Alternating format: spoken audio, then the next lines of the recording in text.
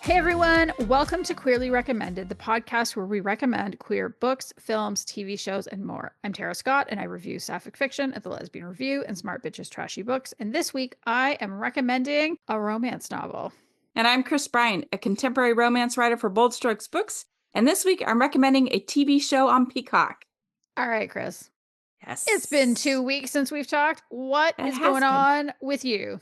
Well, I finally got Winnie back. I got my car back. Yay! Your new car? Yes, my new car. What happened to her? Well, somebody backed into the driver's side door and took off. So. No. Yeah. So she was in the shop, and I had to rent a car for a week, and while they repaired her. And they replaced the whole door because they smashed into it hard enough that it ruined the mechanics on the inside. So they had to replace the whole door, and I just picked her up tonight. Holy shit. So that driver knew what they did. Like, there's no way 100%. 100%. Yes, they knew what they did. Yeah, and so that was not fun. But the good news is she's home, and she's in the driveway, and I'm very happy. And here's something exciting. Mm-hmm. This is kind of fun. Okay. You know, I always talk about the football cards, and I kind of slowed down a little bit because my next show, my card show, isn't until April because I have a bunch of stuff going on for my day job, and I'm just super busy, and I have my book I got my book postponed a little bit just because I'm so busy and I just don't have time. Well, I decided to jump in on a football break. One of the kids that I break with, I love him. He's great. 208 sports card. Shout out, Zach. Great kid. And he had a case of this one card that I hadn't really done anything with before. It was a 2023 John Ross Optic cards, and it was international. And so I said, you know what, I'll try it. So I paid $60 and got the Chiefs. And I picked the Chiefs because when we do local shows, of course, everybody's going to want Kansas City Chiefs because it's local.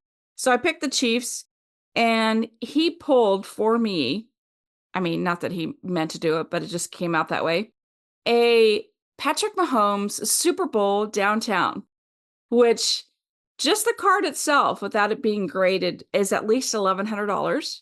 Holy shit. And then if I send it in and get it graded and it comes back a perfect 10, then it is a $2,500 card. Are you going to send it in? I'm going to send it in. And I'll do like the express send it in. Maybe. I think I'll probably end up doing that and I'm not going to put it on eBay because if you put it on eBay, you have to pay their fees. Then you have to pay taxes. And then at the end of the year, next year, I'll have to pay taxes on top of that. It's ridiculous. It's ridiculous. So I'll save it for the show. That's pretty cool. Yeah. So I was really excited. So that was a good way to start the weekend. And like the repairs on my car, little did I know that I was such an adult that my deductible was only $250. So that's nice. Right? I was a mature adult when I got my insurance on my car, and who knew that I had $250 deductible? Way to go, Chris Bryant. Look at me growing up. Yay. It's very good. Yes. So that is going on in my life. What's new with you? What's going on? Well, hopefully this won't be the case by the time this episode drops, but it is fucking cold in Calgary. That sounds horrible. So cold. And what's funny is I think last time both of us were complaining about the polar vortex, and it left. And then this came in, and I don't know what this is called, but it is a bitch. We had a 30-degree Celsius swing within like 2 days. And I knew something was going to happen. Well, first of all, because Neil told me, which I'm glad he warned me, because on Thursday, I had a migraine so bad. It was like, okay, and now you're going to spend the day in your bedroom with the blinds drawn, dark room until 4:30 when the sun starts to be less pointy. I thought I was going to barf. It was horrible. And so, yeah, now it's like minus 30 here in Calgary, which is basically minus 30 Celsius, which is like minus 22 Fahrenheit, which means we are approaching the temperature at which the two converge. I don't like it. So do you ever worry about like losing electricity? What happens like when it gets that cold? I mean, if that were to happen, we would just have to go to a hotel. And it hasn't happened. We've lived in this house since 2008, and we've never had that happen. We've never had a problem with the furnace. Knock on wood. Yeah, I mean, it's not to say that things couldn't happen, but we do get, our furnace was replaced, I don't know, 5 years ago or something like that. We do get it serviced. Like, that's the thing. You can't fuck around with that. I mean, you Right. can, but you might regret it. And so we do not. Are your electrical lines underground or are they up above? Like, do you worry about ice gathering if it's above ground? No, they must be, they're underground. Okay. Okay. Yeah.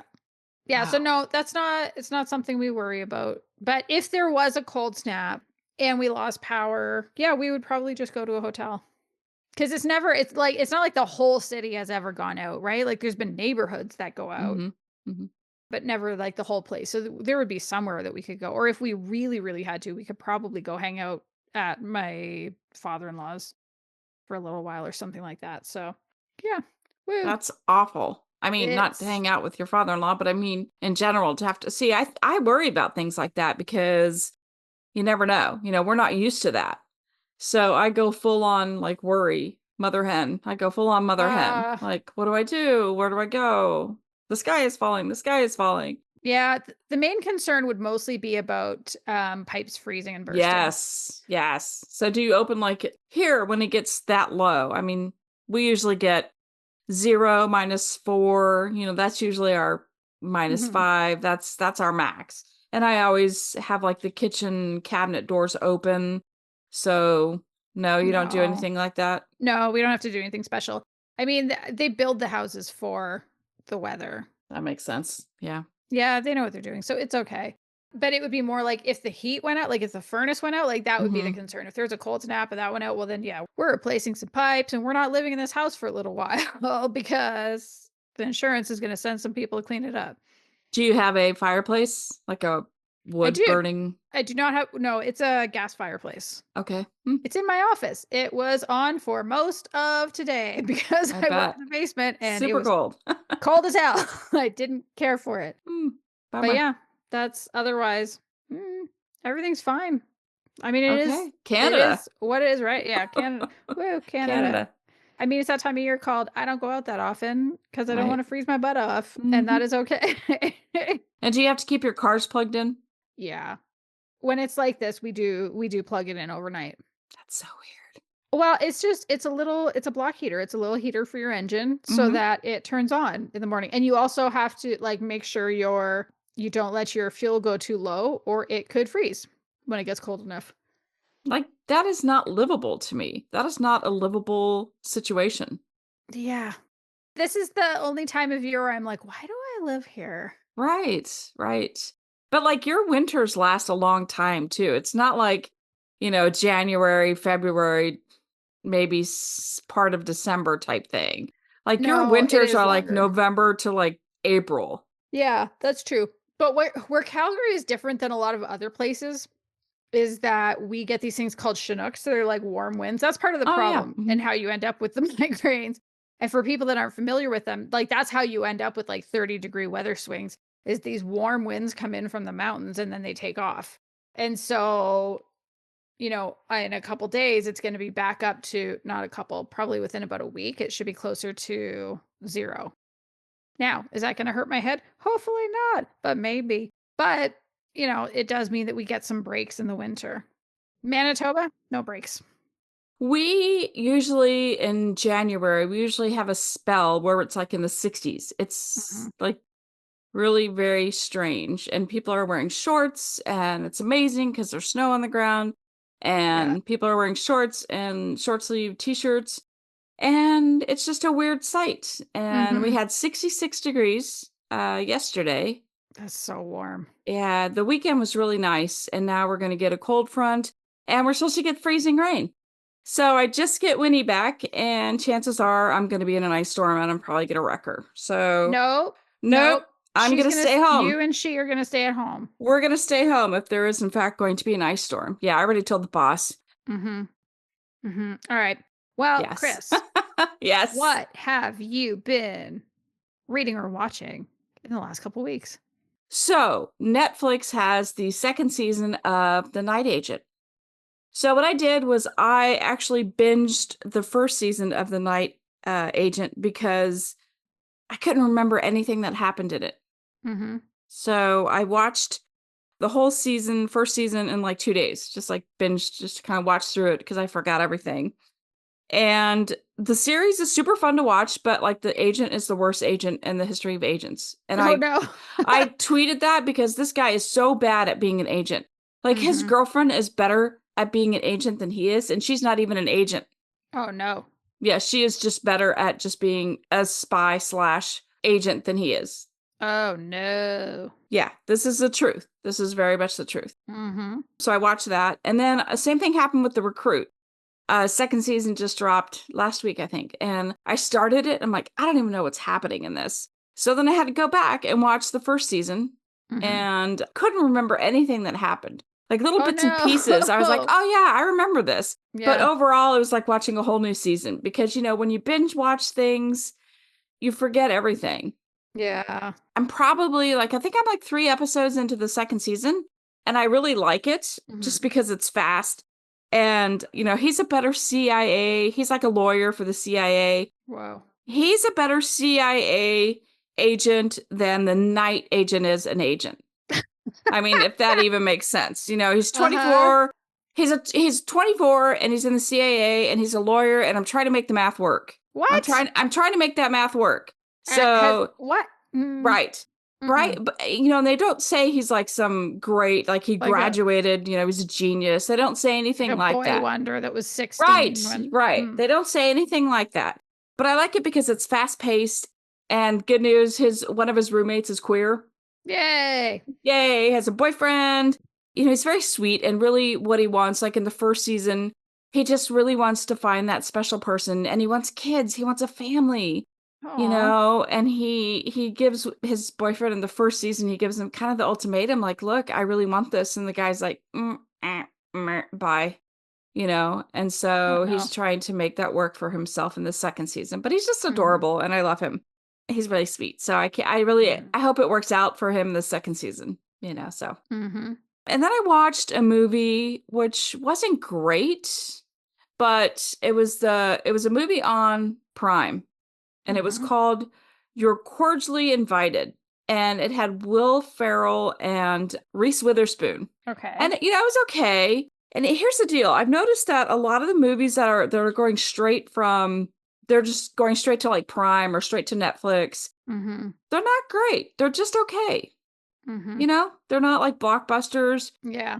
They're just kind of entertaining. And it's where, like, Will Ferrell's daughter was having this wedding on this island and it was double booked with Reese Witherspoon's sister. And so it was like a double book type thing. And it was entertaining. It wasn't great, but it kept my Mhm. interest. And yeah, that was that. So, I mean, I kind of had it on in the background. I was trying to write since I got my Yeah. book.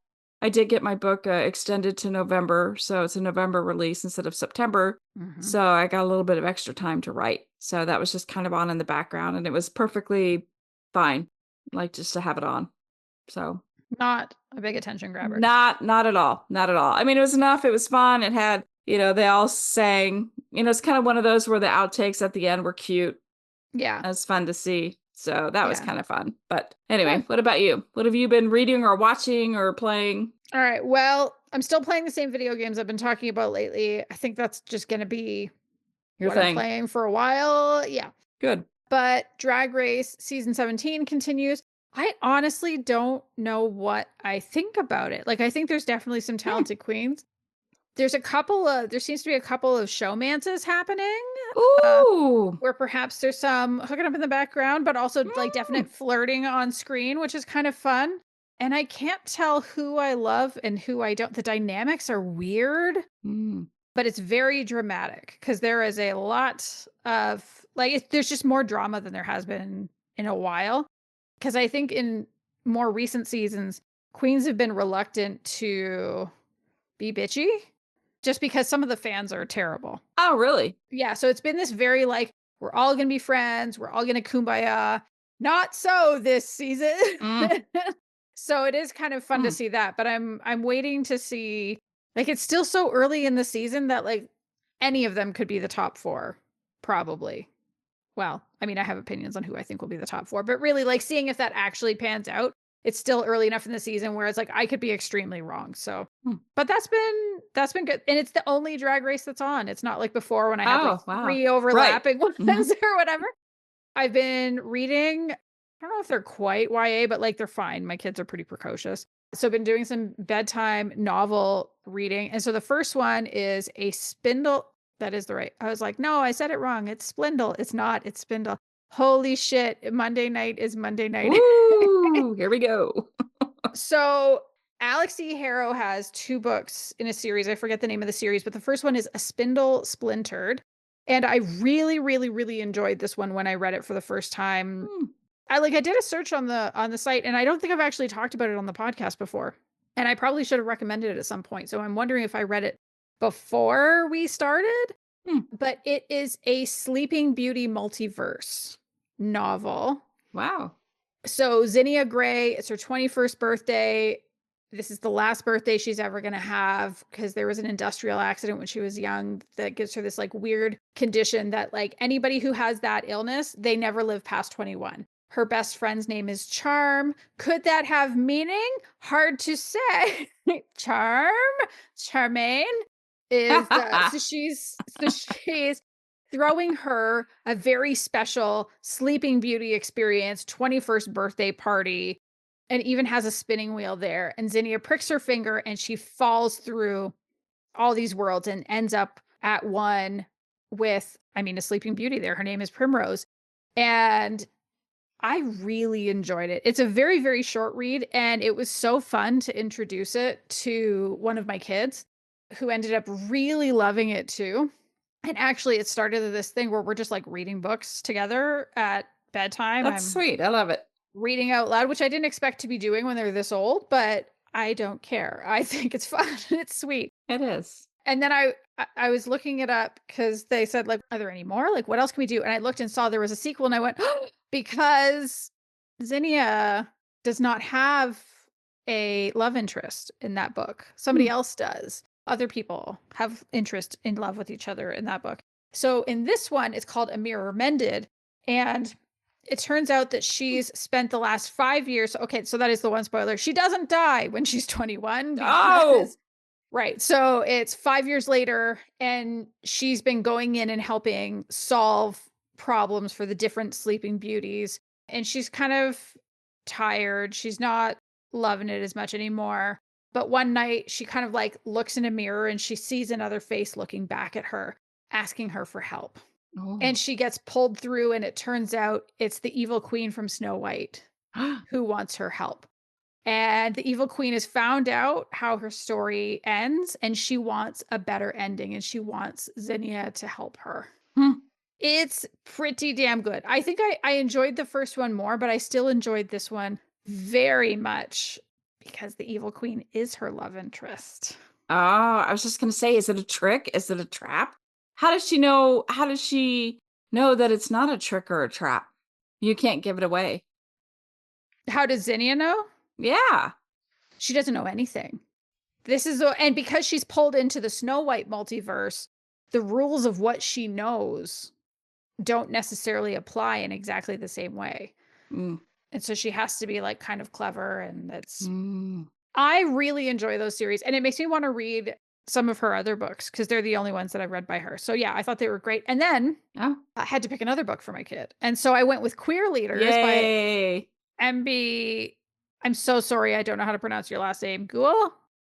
I'm not going to try another one. Anyway, this is from Bella Books. And have you read this one? Yes, we talked about this on the podcast before. It's so fun. It's so Very fun. fun. So for people that aren't familiar, it's the story of Mac. Mac is a closeted lesbian at a Catholic high school. She only really has one friend. It's her best friend, Lila. They are joined at the hip. And one of the football players, his name is Chad. Of course, his name is Chad. He grabs a note that she's passing to Lila where she's talking about his girlfriend, and he reads it out loud to everyone in the cafeteria, outing her. And so she vows revenge on Chad and all the football players that are laughing at her, saying, I'm going to steal your girlfriends, which I still love. It was funny. I was surprised going to look at the blurb. I was like, wait, it doesn't say that part. And then I realized the whole girlfriend stealing revenge aspect of it. I remember it from the author talking about it on Twitter. So it's Mm-mm. not that it's part of the blurb, it's that it was such an effective social media marketing Right. tactic that it just stuck in my brain ever since it came out. This was fun. It was cute. I did skip past a couple parts because it was a little too much. Even despite my kid being extremely precocious, I was like, we don't need to we don't need to read about groping. We're not going to do that. Like, sorry, you can have that part when you're older. We'll skip through this. Yeah. So yeah, I've read those books recently hmm and they were pretty great. And my kid liked them too. That's very sweet. I love that you're reading them aloud together. I really Mhm. do. That's Yeah, very sweet. I do too. So I'll probably be talking a little bit more about YA. And actually, that's a thing for anybody who's listening. If you have tips on really great queer YA, because I don't, despite having read all the sapphic books, I don't read that much in YA unless a premise like really jumps out at me. So if you have any recommendations for queer YA, it doesn't necessarily have to be sapphic. Email us at podcast@queerlyrecommended.com and I will love you forever. Just please, no sex. Or tell me if it has it so I can skip those parts. I don't know. Does YA have sex? I don't know. I don't know the answer to that because I Sometimes don't it read fades it. to black. I don't know.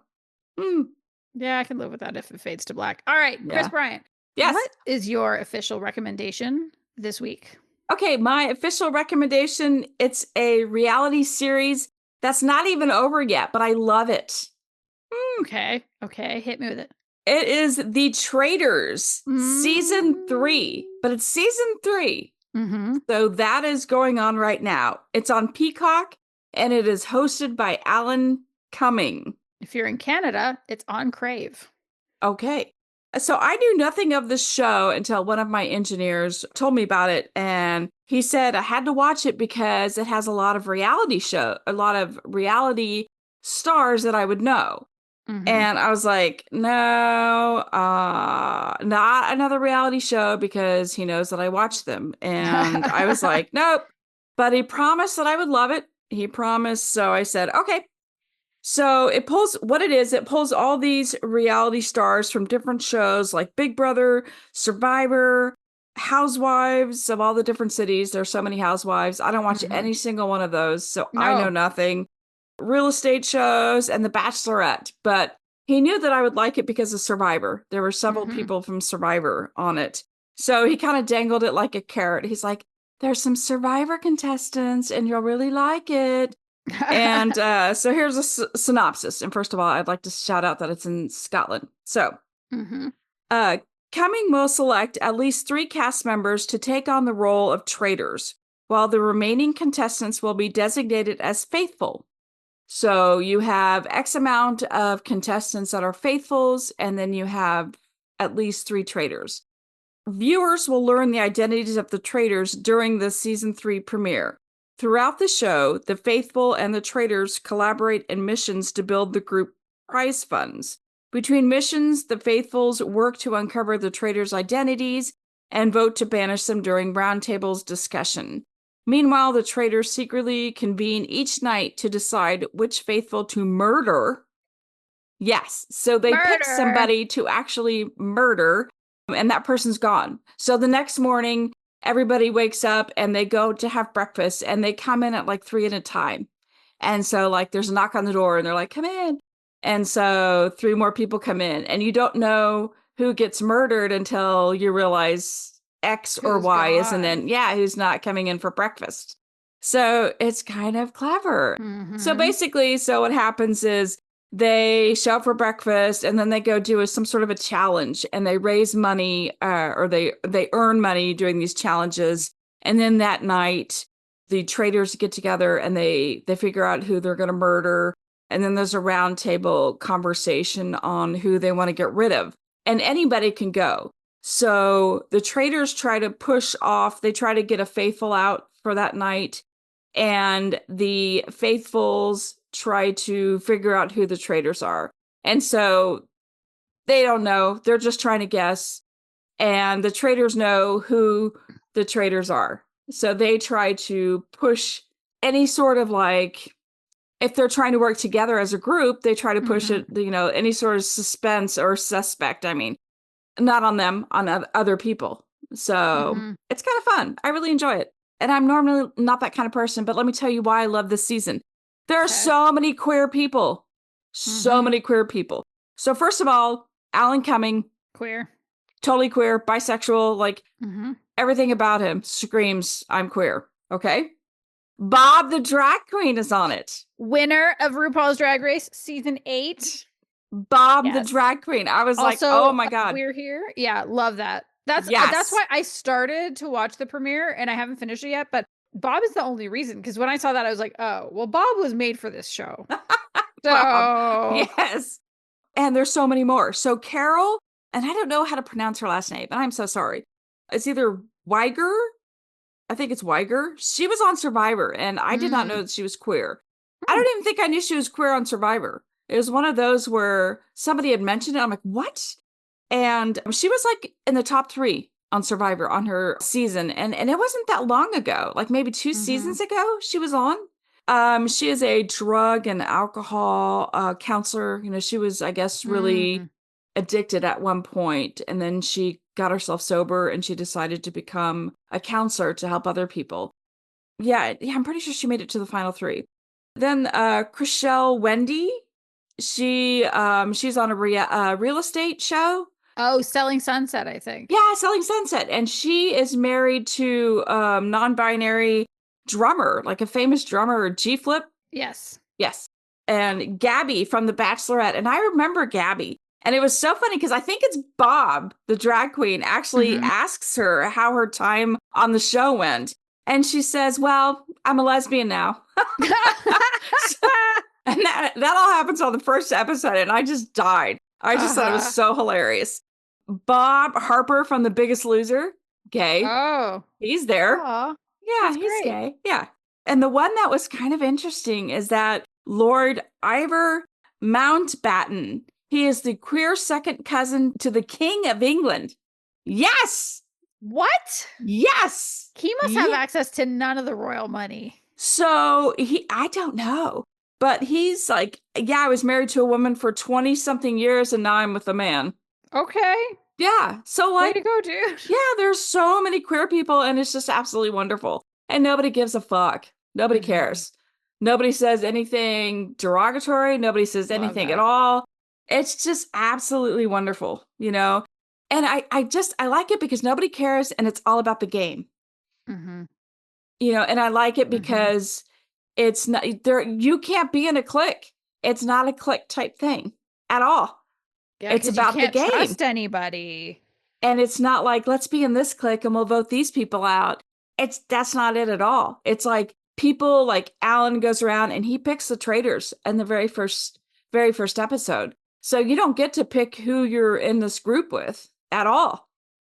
And you can't like buddy up with people and say, hey, like that's not it. There's no way to play this game other than, hey, don't, Huh. yeah, you just have to convince people that you're faithful or you're a traitor.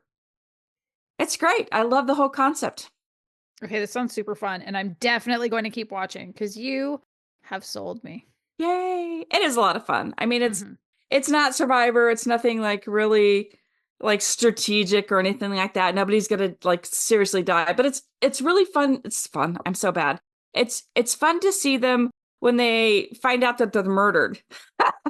There's like this note they have to Mhm. write, "Dear whoever, you're murdered. Sign the traitors." It's sealed with like a wax Oh stamp. my god. So what happens? Like, do they just leave then, Yeah, or? they leave. So at midnight they'll have to go to it's a huge castle. They're staying in this massive huge castle in Scotland. Mm-hmm. So they all have to go to their rooms at midnight. And then the traitors go to some bell tower and they like throw back their hoods This is and then they hilarious. pick. Yeah, and they have to go and decide who they want to get rid of. But they have to make sure they don't pick somebody so they know, like, if we pick this person, they know that one of us is a traitor because then Mm-hmm. it's going to be real obvious. So it's kind of fun. And then they write down the name and the person, I'm sure somebody knocks on their door and they open the door and they see the note on a chair and they're like, son of a bitch. They're like, motherfucker. And there's like no language, like bleep bleep. They say whatever and they're like, Yeah. I'm murdered. Like, and like there's some housewives, they're like, my son said I was going to be the first one murdered, and he was right, and things like that. Oh my God, that's so funny. It I was wonder if very they'll do funny. a reunion. That would probably be a fun show to have a reunion Oh, for. yeah. Because, the housewives, like, seriously, I've never watched a single episode of any of the housewives. I haven't either. And I don't know anything about them or who they No, are, but oh my no. goodness, like, there are some catty women. Whoever I they are, holy shit. Like, they like, are. God forbid it doesn't happen, but I'm pretty sure the only way I'll end up watching it is if there's another pandemic where we're all locked in our houses for 5 months. I don't even know that I'd watch it then because, like, it's so Ah, funny because Gabby, yeah. the Bachelorette, oh, there's a woman there from WWE. Okay, that's fun. And so she and Gabby and I think one of the housewives, maybe, I Yeah. don't even know who the other one is. They call themselves the Bambis because they have doe-like eyes. No, I hate Yes, it. Ugh, it's bleh, no, so funny. It's no, so that's funny so bad. because, and there's some people who are just so innocent and sweet, and what comes out of their mouths, you're like, oh, oh, sweetness. Oh, you're so sweet. Uh-huh. Mm, You're not gonna you're last not gonna very long last. on this No. show. Yeah. Uh-huh. And it comes out on Thursday night. So I'm excited to watch the season and just to see where it ends up. Nice. Yeah. So it's kind of a fun, and it's fun because what happens is during the round table, once they pick somebody, they vote for who they think is the traitor, and then that Mhm. person is kicked out. They're banished from the castle. So they're done with the game. So then they have to stand in the circle of truth and they have to say whether they're a faithful or a traitor. And they're gone and then they leave. So then, like, basically the ultimate goal is you want to get down to where you are the only one with the money, or I think Mhm. you can stop the game if you think you've kicked out all the traitors. Oh. So, and then you split the money. Like, there's a max prize of like 250,000. Mhm. So, since this is like the first season I started watching, I don't really know all of the rules yet. But then the people who get in the circle and they Mhm. start talking, like, whether they're a faithful or a traitor, they just get Yeah. downright dirty. They get Oh, downright really? dirty. Yeah. There are some very upset individuals who are in that circle because that is called the circle of truth.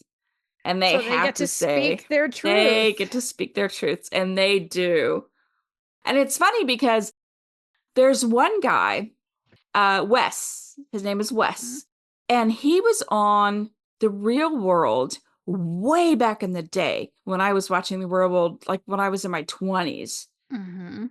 And it was back when The Real World on MTV, like, it just started all out, and it was kind of like when reality shows were just getting started. Yeah. And then he started doing the challenge because after The Real World, then the challenge came about.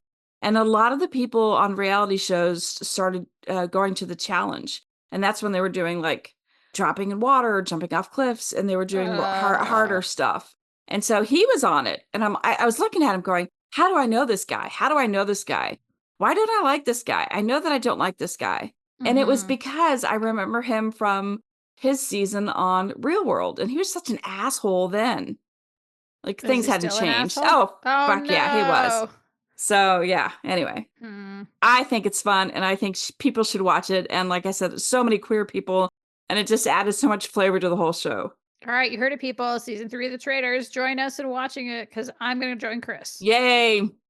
So that is my official recommendation. What about you, Tara? What is your official recommendation? Okay, so my official recommendation is the new sapphic romance from Lee Winter called Number 6. Yay!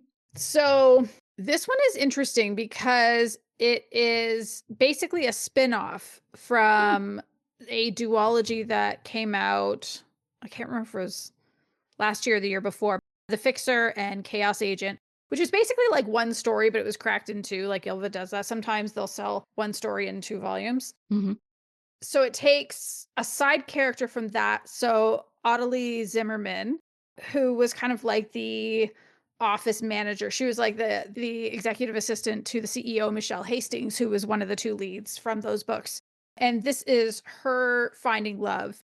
And so this book, like, honestly, I love it. I'm trying to figure out what order in which to say things, which is why I keep like pausing and being a weirdo about it. Could you read it as a standalone? Probably, but I honestly don't think that I would recommend it. So, like I said, it's Audley Zimmerman's side character from The Fixer and Chaos Agent. And then there's also Monique Carson, who is a side character in Hotel Queens, which is her book that takes place in Las Vegas at this hotel. Now that this one you probably could get away with not reading Hotel Queens, but what you would absolutely have to read is there is a short story called Number 5, which is included at Uh, the end of this book, Number 6, where you see Monique with one of her clients. And so when you kind of like look at who these two people are, Monique is the CEO of an ethical investing company, but she also has a side business as a sex worker, where she offers like the CEO experience. This is like mm, very high mm, profile, women only, very selective with her clientele that she's willing to take on. And she's been like living in this hotel for 14 years or something like that. And then one day, this woman ends up in the hotel room next to hers. And it's Audley Zimmerman, who is no longer working at the Fixers because she has been taking down the Fixers, this mm. like shadowy organization that rich assholes could hire to try to like bend their will, depending on what it is. Maybe it's something to help them make more money off of something. Maybe it's something to like ruin somebody's reputation, whatever it is. Audley was she was the, like I said, she was the EA to the CEO, but she was also a board member. And most people didn't know that she was a board member. And so I probably should have said before, I'm spoiling the shit out of the Fixers and Chaos Agent, but that's just like if you're going to pick this book up and you haven't read those yet, Right. you spoiled the shit out of yourself. Like it just it spoils the whole ending of that. So you've been warned. Audley is there to tie up one final loose end. She has been dreaming of this Pacific island that she is going to go retire to, and she is going to be on the beach and having mai tais, and she's very excited about this. And she happens to meet Monique, and she doesn't like her at first because Monique is just flirts, and it's just like, "Are you even a serious person?" And Monique is fascinated with her because the first time she sees her, Audley is walking down the hall and she's walking like a boss. And then as soon as Audley clocks that somebody is in the hallway, she morphs into this like totally unassuming, almost like a grandmother, like totally not meant to draw any attention. And Monique is Wow. like, who the fuck is this lady? I want to know what this. So it's kind of this like they Mm, are not at all alike. And yet they get so intrigued by each other because they are both so incredible at reading people. And so neither gives very much information at first, but they're mm, both teasing things apart little by little. And it just worked so well for me. One of the things that I loved about this is Audley is 65 and Monique is 52. It is not very often that we get romances with characters that are right. that old. And I just thought that was fantastic. But also watching them figure out how to be around each other and this whole question of like who they think they are versus who they actually are once they start talking about themselves because they're both quite closed off. Like Monique deals with people all the time, both in her main job as this like CEO kind of on her way out of her company and also in the work that she does. You know, she refers to herself as a sexual educator or fantasy fulfiller, or like she's really trying to help women come into their own sexually and find that, you know, her some of her favorite clients are people who don't feel sexy, but she profoundly believes that there's something sexy about everyone, which I think is really lovely. She has one friend. That's it. Mm, She has one friend. Everybody likes her. She's easy to talk to. But she has one friend because she mm, doesn't let people in. And then Audley is a former CIA agent. That's what she did before she was part of the Fixers. So she is kind of a chameleon. She learned how to do that, how to put on different personas and do different things. And Audley is not somebody naturally inclined to sexual attraction. And so when Monique tries flirting with her, she's basically like, "Fuck off. Like, what are you doing?" And so for her, she only finds sexual attraction if she's intellectually attracted to somebody, because Mm, that's the thing that gets her is like, are you intellectually stimulating? Are you interesting? And so watching them kind of circle each other and learn these tiny bits about each other and realize, oh, you're not who I thought you were. Oh, you're even better than that. You're more interesting than that. You see this build of an intellectual relationship, which goes right alongside the build of true, not just attraction, but like proper interest mm, in each other. And I just loved that so much. And of course, because of what Audley did as part of the Fixers, in some ways, her story kind of begs a similar question to Michelle Hastings' story in The Fixer and Chaos Agent, which is like, who gets to have a happy ending? Do mm, you deserve to have a happy ending if you facilitate a lot of bad stuff? And then it turns mm, out that a lot of the time it's not actually that cut and dried. It might actually be more nuanced than it seems to be on the surface of things. And so I really liked how that was handled, because she did sign off on as a board member on some like really sketchy shit. And so we see a lot of like who she is and how for her she's like a master of compartmentalization and pragmatism. Like she's probably the most pragmatic character I've read ever, mm. or in a long time for sure, or ever. And sorry, this is where I'm like, what else? I'm kind of like, I'm so excited. I'm bouncing around my Yeah. notes. Like, I know. I'm like, I can't even follow you here, but I okay. know, to let people in, like we do write notes for ourselves about the things that we want to say. And usually I'm pretty good at like sticking through them, but I'm in that place where like I finished reading this yesterday. I'm like, I want, and I'm gonna tell you all about this, She's Kris. being a poodle. Yeah, I'm a little bit because it's just, I don't know, like it's been so good to read and so fun to read. And I haven't read characters quite like these Mhm. before, especially Audley. I haven't read anyone like her before, because she's, like I said, she's incredibly pragmatic. She also has a very strong sense of justice. And, there are some things that happen where she's like, absolutely the fuck not. Like, this is not, except she wouldn't say that. She doesn't swear like that, but she's not like, she might be 65, but you don't want to cross her. That would just be a terrible, terrible choice. Mm, I do want to give a heads up, though, that there are a couple of chapters where sexual harassment or assault happen, mm. and one of them is in a flashback. One of them happens in the present. I don't think they're drawn out. I do think these scenes make absolute sense. Mm. Also, something that made me very happy is that both of them resulted in, like, there were consequences for those people. Yeah. Revenge and Yeah. like retribution was had, and it was beautiful. It was Stabbing. beautiful.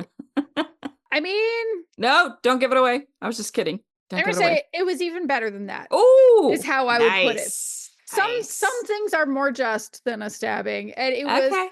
Okay. beautiful. All right. So I mean, I'm gonna be honest here. We're not talking about politics on the show, because fuck it, nobody wants Right. that. Right. Right? We're not doing that. But I will Mm-mm. say politics has been such that it's been a little hard for me to get into new books. I've been reading more fanfic than anything else lately. Mm. This is the first book this year that I picked up, and it was so hard to put down. I started reading it on Friday night, Mm. and I actually when I was writing my notes earlier, I'm kind of pleased with this line, so I'm going to say the only reason I didn't read this whole book in one go is that I didn't want to migraine myself into the core of the earth, which I would have done if I had just kept reading through the night. It was tempting, but even still, like, I stayed up too late and then I finished it the next day because it's just so fucking good. This is one that, like, it made me laugh out loud at Oh, I times. love that. I was horrified at times. Like, it just did everything. Like, Mm. I love Lee Winter is one of my top 5 authors. I gush about her at length every time she has a new book on, Mhm. you've all heard it. If you've been loyal listeners, you've heard me do this a bunch of times. Uh, but I love her books because they make me think. I mean, all books should do that to a certain extent, but like Right. on top of like they entertain me, they make me happy. I'm always happy about the romance, but there's always something else a little there that I walk away and I think about it for days.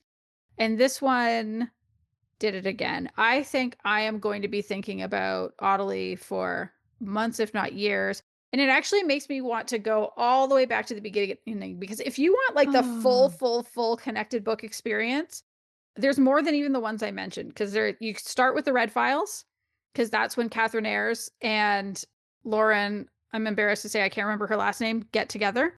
And that's where we find out about Michelle Hastings, because you get a little bit there because she did something bad to Catherine. And then Under Your Skin follows that up. I believe Michelle shows up in that story. And then you go read Hotel Queens, where you'll meet Monique for the first time and kind of the cast of characters, because this book takes place at the hotel from Hotel Queens. Mm-hmm.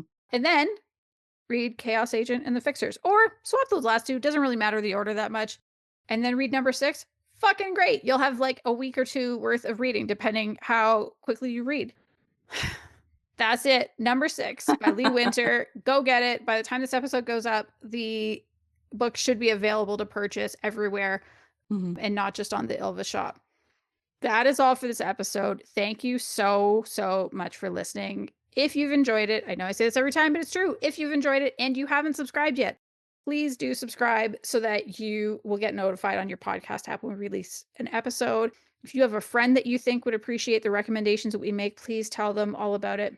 And if you want to support us, we do have a link in our show notes to our coffee, where you can kick us some money for a coffee if you feel inclined. Ooh. Or if you want to connect with us on your favorite social media sites, we have links in the show notes for that too. Or you can just search for Queerly Recommended on most social media sites, or email us at podcast@queerlyrecommended.com. Goodbye, everyone. Bye. Bye.